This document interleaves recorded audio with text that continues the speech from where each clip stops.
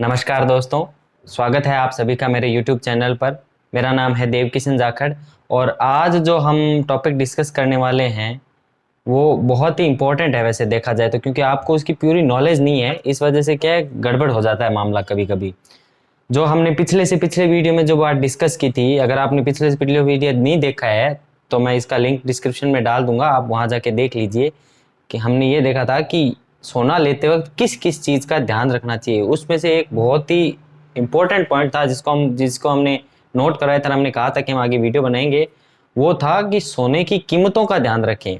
अब लोग कीमतों का ध्यान रखते तो वो एक बात उनके दिमाग में बार बार स्टक हो जाती है, बार बार फंस के रह जाती है कि भाव अलग अलग क्यों होते हैं। इसके बहुत मतलब 4-5 बहुत इंपॉर्टेंट रीजंस है, वो मैं आपको इस वीडियो में बताऊंगा। लेकिन उससे पहले अगर आप इस चैनल पे नए हैं तो इस वीडियो को लाइक करें ताकि मुझे पता चल सके कि आप इस वीडियो को, मेरे जो यूट्यूब चैनल उसको पसंद कर रहे हैं। इस वीडियो को शेयर करें और ज़्यादा से ज़्यादा सब्सक्राइब करें और करवाएं ताकि मैं आप लोगों तक पहुंच सकूं। पहला जो मुख्य कारण है सोने का जो भाव में अंतर का है वो होता है मूविंग कॉस्ट। अगर जो चीज़ जहाँ पे बन रही है वहाँ पे उसकी कीमत कम होगी। सेब यहाँ कश्मीर में ज़्यादा होते तो कश्मीर में सेब की कीमत कम है, वो यहाँ राजस्थान तक आते आते वो 100-150 तक हो जाते हैं। वो इसी वजह से होते हैं क्योंकि वहाँ बनी वो चीज़ वहाँ पे बनती है, वहाँ से यहाँ तक लाने की जो लागत होती है, जो मूविंग चार्ज होता है, उसको हॉलिंग कॉस्ट बोलते हैं।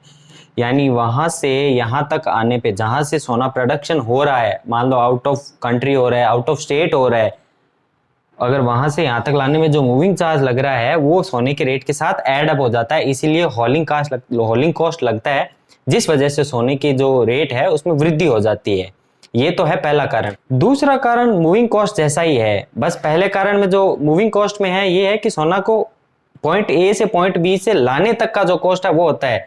लेकिन दूसरे कॉमेंट जिसको कैरेज चार्ज बोलते हैं हम, carriage charge in the sense आप सामान लाते हो, उसको गाड़ी में डालते हो, फिर उसको लेके आते हो पॉइंट बी तक, फिर गाड़ी से उतारते हो, फिर आपके डेस्टिनेशन तक वो चीज आती है, तो वो जो कैरेज चार्ज पूरा पॉइंट 0 से पॉइंट 100 तक होता है वो कैरेज कॉस्ट कहलाता है, तो वो भी एड अप हो जाता है। दूसरा कारण ये है कि कैरेज कॉस्ट है वो हो जाता है। कैरेज कॉस्ट कैसे होता है, जैसे जो पोर्ट सिटीज होती है जहाँ पे समुद्री तट लगते हैं, जैसे गोवा हो गया, केरल हो गया, जैसे साउथ साइड में बहुत ज्यादा होता है, केरल हो गया, चेन्नई हो गया, वहां पे आपको नॉर्थ इंडिया के कंपैरिजन में सोना बहुत सस्ता मिलेगा। बहुत इन दी सेंस इतना भी नहीं, पर सस्ता मिलेगा उसके कंपैरिजन में काफी ज्यादा।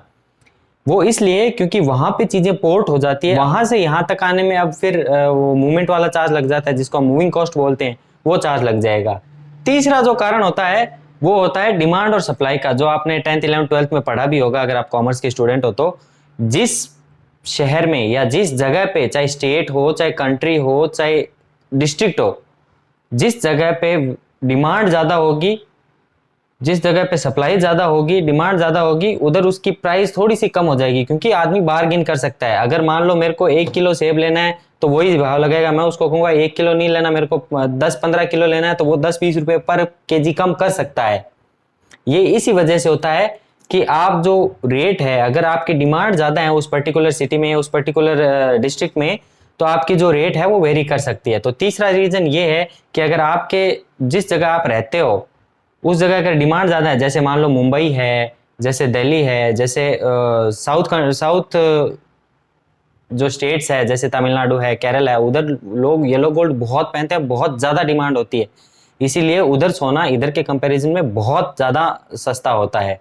फोर्थ रीजन जो है, ज्यादा डीप में वैसे जाने की जरूरत नहीं है, आप तो सीधा सीधा से ये समझ लीजिए, जो हर पर्टिकुलर एक स्टेट का, जैसे मान लो लोकल एसोसिएशन बना होता है या गोल्डन बुलियन का एसोसिएशन बना होता है, वो अपनी अपनी रेट्स डिसाइड करते हैं कि अपने इधर इस रेट में आया है, तो वो विद बैंक चार्जेस जो भी लगते हैं और जितना भी गवर्नमेंट चार्ज करती है उसके अलावा वो अपना 1-2% चार्ज करके और फिर गोल्ड रेट डिसाइड करते हैं जो मार्केट में आता है। वो दिन में 1 से 2 बार फ्लक्चुएट कर सकता है, क्योंकि वो रेट दिन में कम से कम 2 बार चेंज होती ही होती है, और वो लोकल एसोसिएशन जो होती है वही करती है, जिनके कारण ये जो दिन में 2 बार जो गोल्ड रेट चेंज होती है वो उन्हीं की वजह से होती है।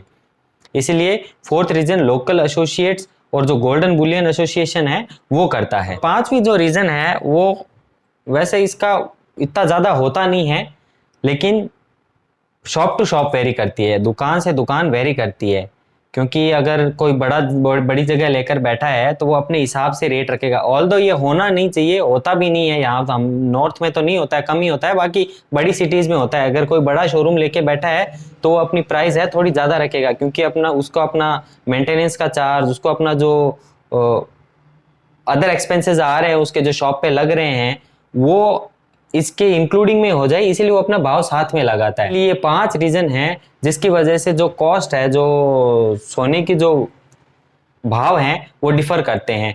पहला रीजन मैंने आपको बताया, मूविंग चार्ज, पॉइंट ए से पॉइंट बी लाने तक का जो चार्ज लगता है, कॉस्ट होता है, वो इसमें इंक्लूड हो जाता है, उसके अंदर सम्मिलित किया जाता है। दूसरा जो चार्ज होता है वो कैरियर चार्ज होता है, जो मूविंग कॉस्ट की तरह ही होता है, बस उसमें जो सामान को जैसे इंपोर्ट किया जाता है उसके अंदर डाला जाता है और तट पे, समुद्री तट पे उतारा जाता है, जो चढ़ाया और उतारा जाता है सामान को, वो इसके अंदर इंक्लूड होता है।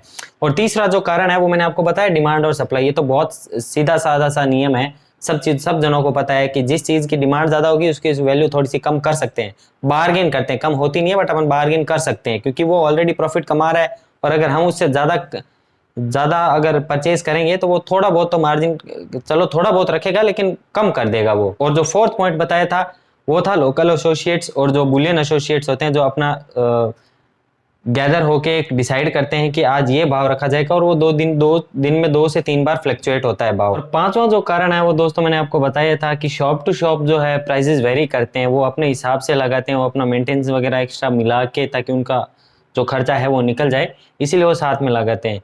यही 5 रीजन है जिसकी वजह से भाव फ्लक्चुएट होते हैं, इधर उधर हो सकते हैं, मतलब एक सिटी में कम हो सकते हैं, एक सिटी में ज्यादा हो सकते हैं, वो मैंने आपको 5 कारण बता दिए हैं। इसीलिए ज्वेलरी लेने जाओ तो ज़्यादा फ्रीक आउट होने की जरूरत नहीं है, ज़्यादा ऐसा नहीं होने की जरूरत है कि यार ये क्या हो गया, इतना भाव कैसे हो रहा है, क्यों हो रहा है, नहीं। एकदम आराम से जाइए, संतुष्टि से जाइए, पहले बाजार में भाव पता कीजिए, फिर आराम से ज्वेलरी लीजिए। आशा करता हूँ कि आपको ये वीडियो समझ में आया होगा। चैनल में बने रहने के लिए बहुत बहुत धन्यवाद। नमस्कार।